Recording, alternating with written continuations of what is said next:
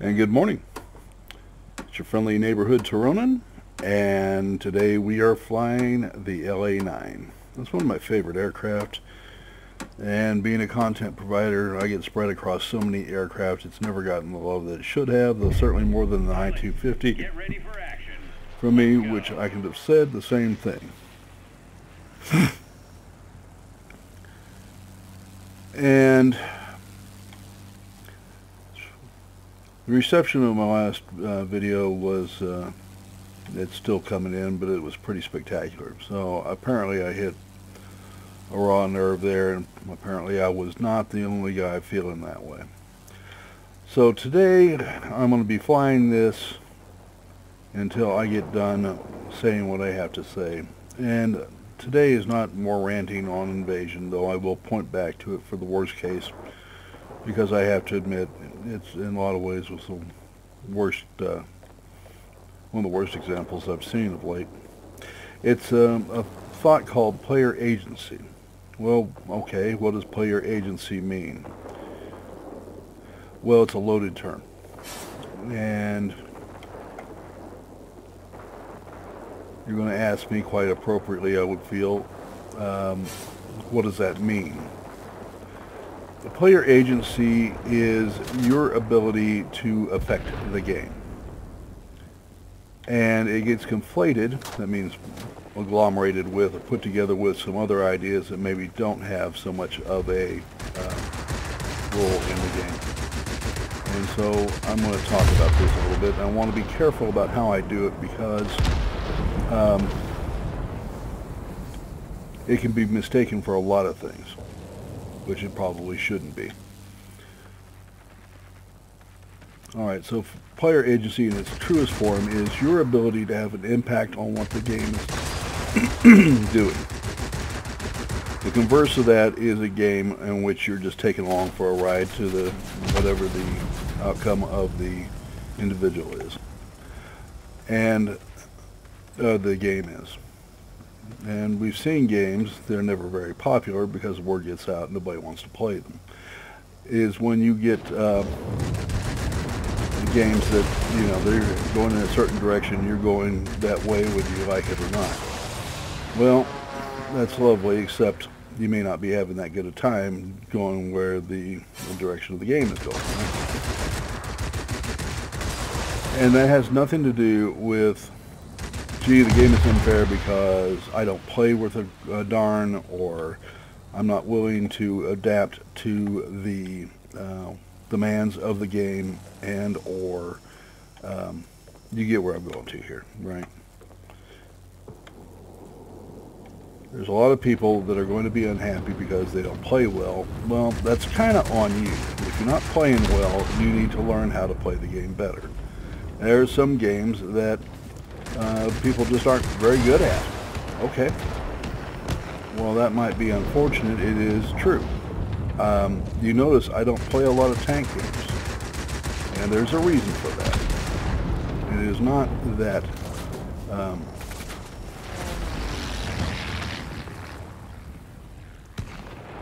I don't want to play them.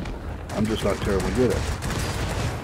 I don't do well at hide-and-seeky games, and that's just something I have to admit as a player. Okay. Now, there are people that are very good at it and enjoy the heck out of it, and given a choice wouldn't do it any other way, and that's fine.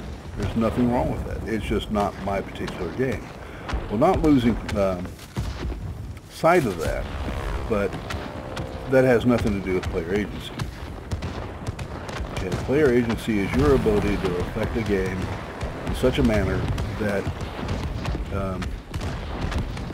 you can win or lose by your being there and playing correctly. It is not running around and complaining that XYZ aircraft is better than yours. Well, you know, within limits, that's absolutely true. You may have an aircraft that is much better at a function. If the game is designed correctly, and that's a whole other kettle of fish, and it's fulfilling its role correctly, and you're getting your tail feathers handed to you on a regular basis, then it probably has a lot more to do with your aircraft choice, right? It's not necessarily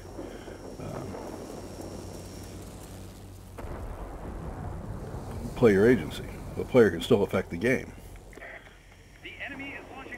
And that is something that has occurred to me more and more as time has gone on, because of the invasion scenario, and I did say I was going to revert back to it, and people were upset with it. Well, they had a right to be upset with it for a couple of reasons.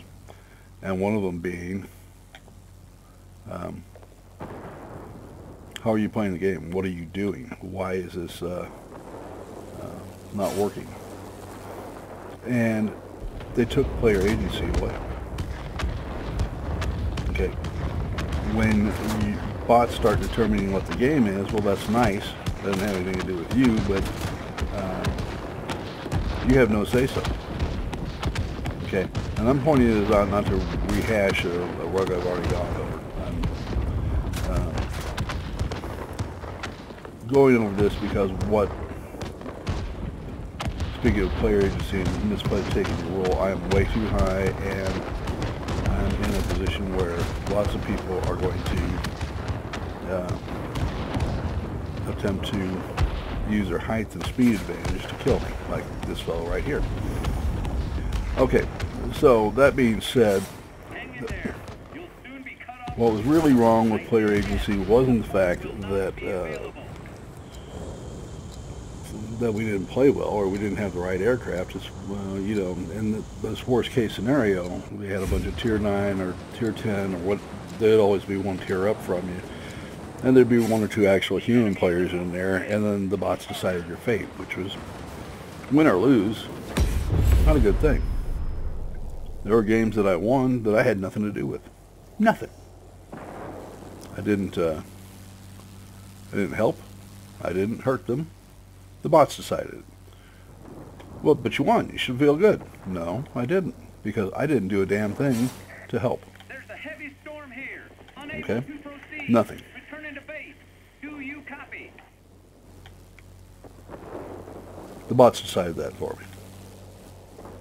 And I just kind of stayed out of the way and contributed where I could and shot down a couple of aircraft, and they overextended themselves or something, but I wasn't good enough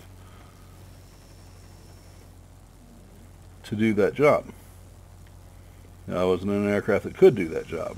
The average fighter aircraft in that regard was many times faster than I was. Could kill me with a single pass. And the sin there is not, then there are multiple ones, but the sin there is not that they could kill me in a single pass. You can do that with tier 9 fighters on tier 9 fighters. The sin there was that I couldn't do a damn thing about it. There's no scenario in which I could help. Turn back. The enemy force is too strong. And that makes a player feel helpless. Now, this is really about, we're going to talk about things that you normally don't talk about. But there are things that will drive players away from a game. All right, if you can't have an outcome other than you lose badly, and you have no say-so in it, I don't care how glamorous the game is. I don't care how good the game is. You're going to leave. You will go find something else to do with your time. And you should, because it's not a fun game to play. And so this really isn't so much about game design as it is making or having the right outcomes, as to pay attention to what your players are feeling.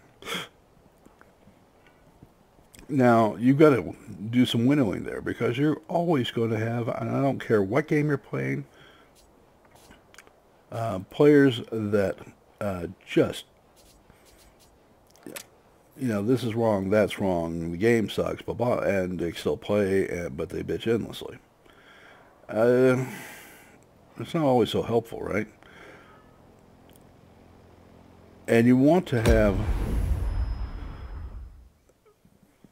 And, you know, so you have this, and, you know, such and such plane was just introduced, or such and such ship, or such and such tank was introduced, and, you know, it's overpowered, and it's killing everybody, and if the game designers know what they're doing, they're going to see that, and a nerf bat's coming.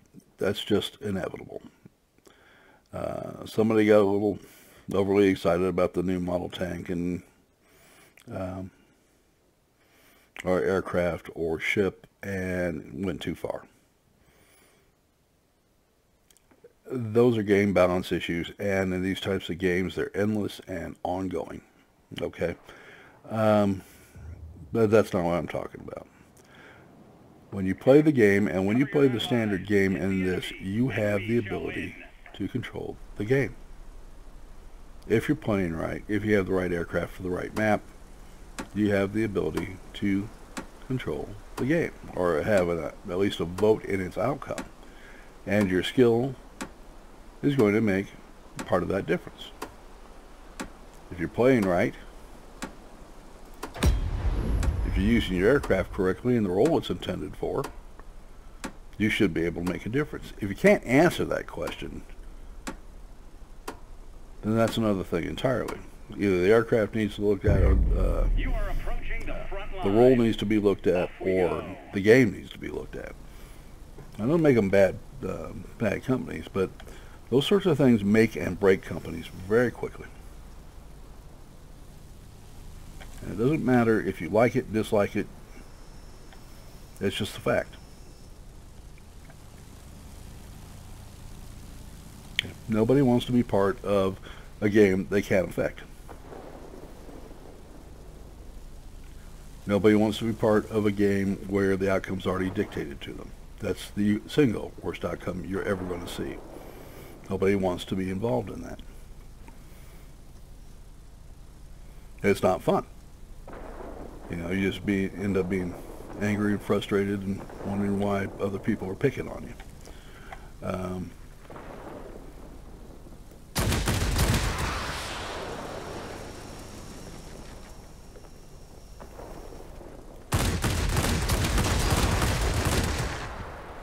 If you can't catch the other aircraft, you can't,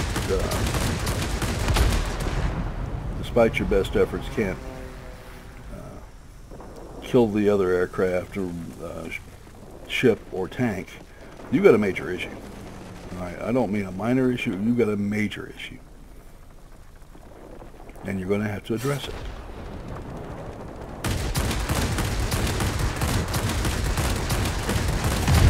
And that's game design 101. If you take away the player's ability to address the outcome of the game,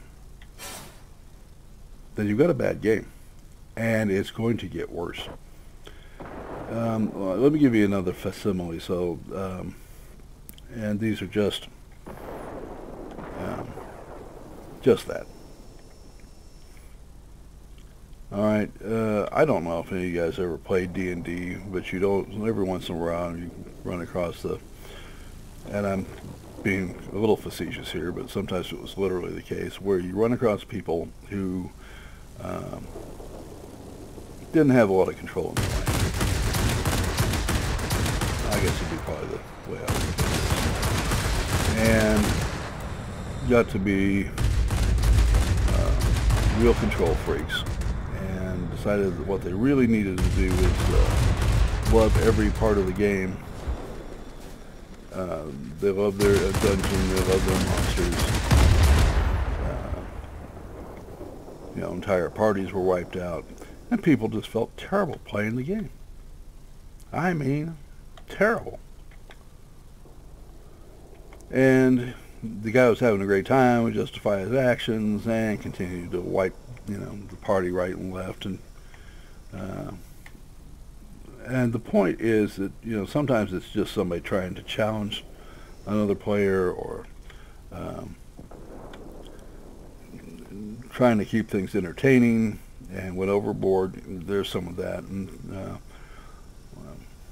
you know, whatever the case may be. But the outcome was always the same. The poor guy who thought he was in control of everything, ended up with sitting at the table by himself. And the first thing he'd ask is, why? Why do people hate you? No, they don't hate you. They hate what you act. They hate the game because they have no outcome. They're going to die, and your monsters are going to be nice and safe, and your dungeon will be pristine, and you will have prevailed because he put himself in a us against them situation. Now I'm getting off track here. That does not necessarily have squat to do with the game, but it does illustrate the point of player agency and how bad the lack of it can destroy a game very quickly. Okay. You have got to be able to decide the game. Now, this game has this problem with the sheer number of bots. When you look at it, you typically see 4 or 5 players, and the rest of them are bots. And there's reasons for it. We don't have a population big enough to put a all-human team in there and deliver a game within a couple of minutes.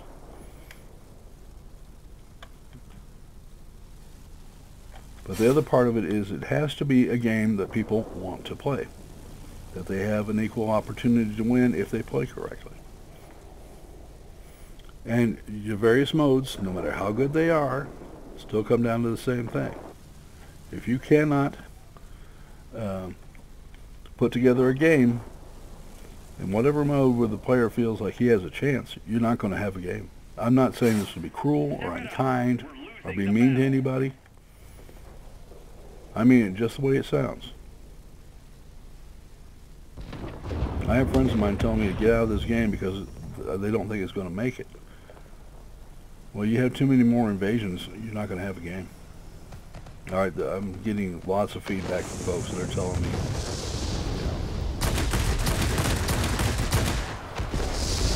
this isn't fun to play, I don't like playing the modes, I stay away on the weekends, it's my primary time to play and I hate it. If you think that's going to continue very longer and there's not going to be a bad outcome out of this, I don't know what to tell you. I honestly don't.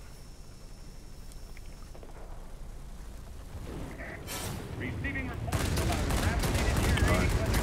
And I love this game. I want it to continue. I want it to be successful. It's not going to be successful if you do much more of that.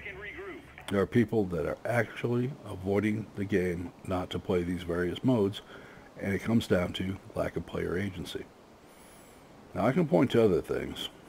I will tell you that I do not like the ME262, the standard one. I'm not talking about the HC2 or 3 being in a tier 8. I'm one of them. I despise that thing. And not for any of the reasons you think.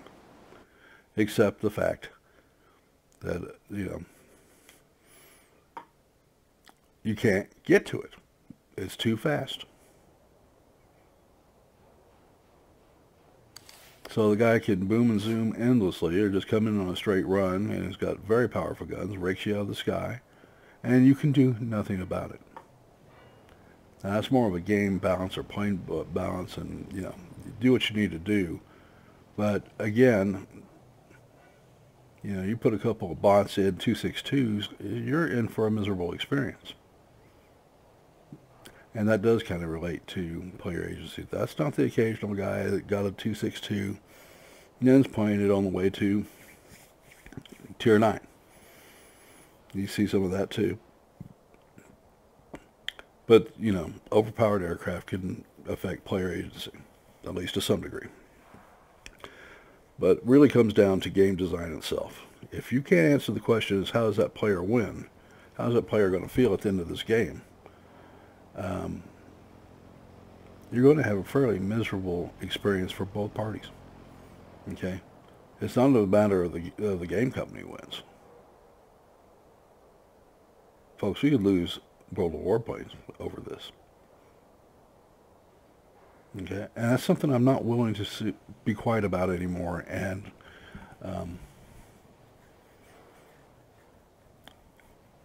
watch it happen. Okay, you may notice I have normally been kind of laid back. I just talk about the game and keep a low, even tone. This is something I'm passionate about. You know, I see every one of these new things coming up, and now I'm shuddering, especially after this last one. There were a couple other bad ones, but, you know, this one really kind of just made me go, oh, goodness gracious. And you've got players coming to me and telling me I won't play over T3 on the weekends. Or I won't play during the weekends, and that's my primary time to play. Well, when your modes start driving players away, you need to say, firm stop, let's take a look at it, let's fix this. All right, and there are some simple fixes, and some of them may not be so simple. Bot behavior. You're going to have a mode, you're going to have the bots tailored to the mode. If you can't do that, don't put the mode up. All right, they're either useless or ineffective, or they go to the other end of the scale and they put bots in a tier above you and rip you out of the sky and talk about player agency. You know, the average guy that comes in there with a buddy or sits there with another, you know, and this happened throughout. I was in a tier 5 aircraft and I walked in and they were all tier 6. I walked in at tier 7 there, all the bots were sitting there at tier 8. Walked in at tier 9 and, you know, first aircraft I spot is a MiG-15 BIS. Very late war tier 10 fighter, turning as hell, really effective gun armament, and capable of shooting down to almost any tier 9 on sight. The damn things are moving at almost 700 miles an hour.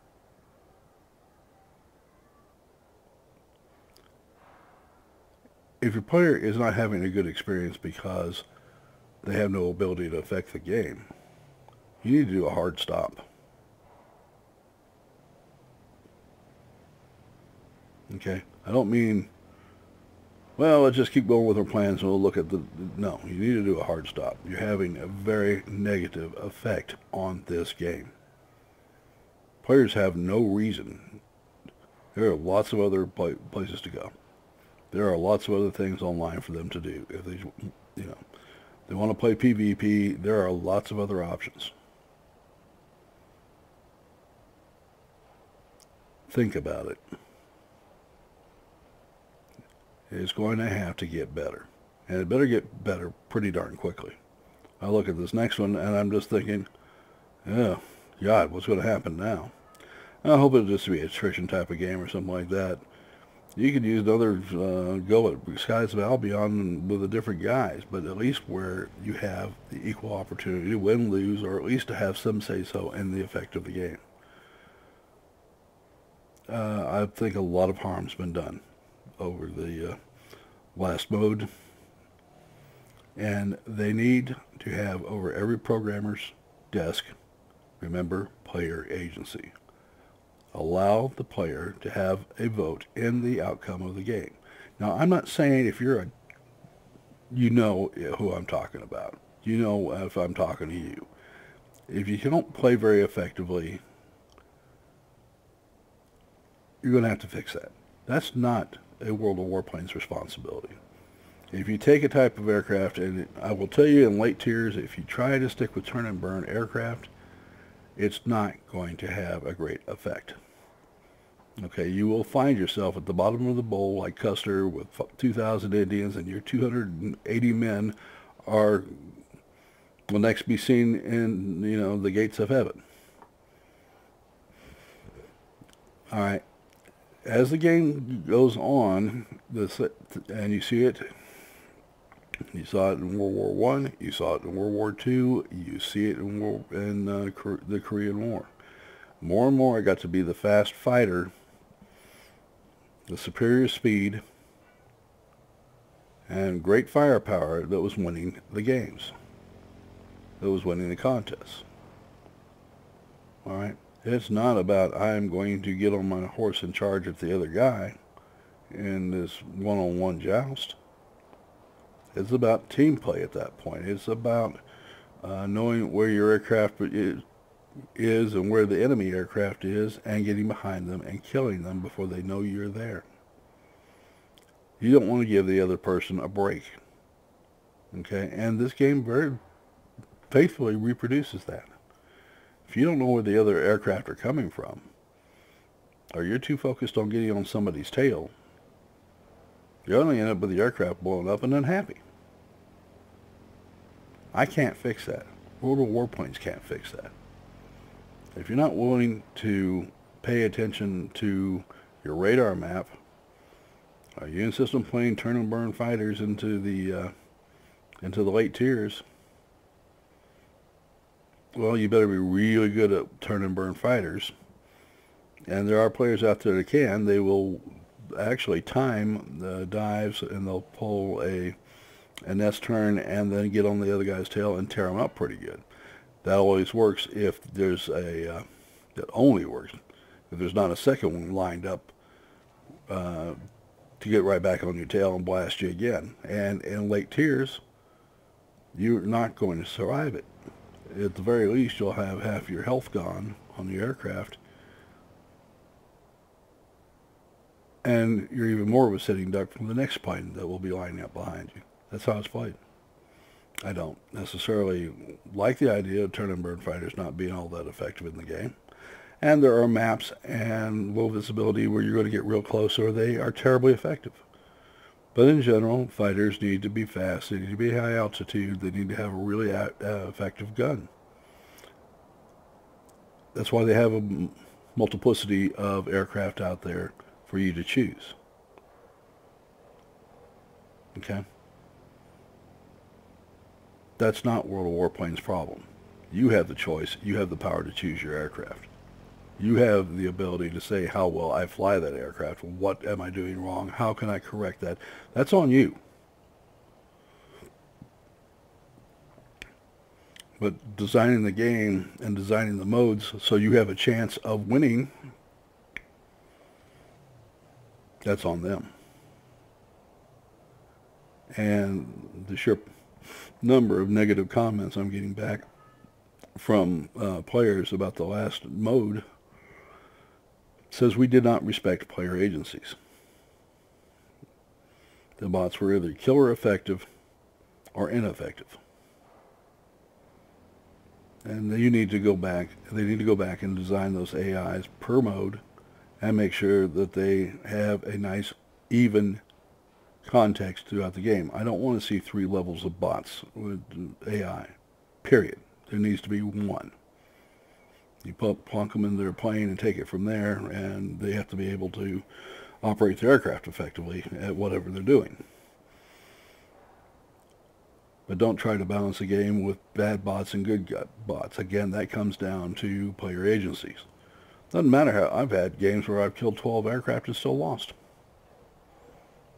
I had one deal where I came in #1 and all sorts of medals and 15 aircraft killed, and I lost.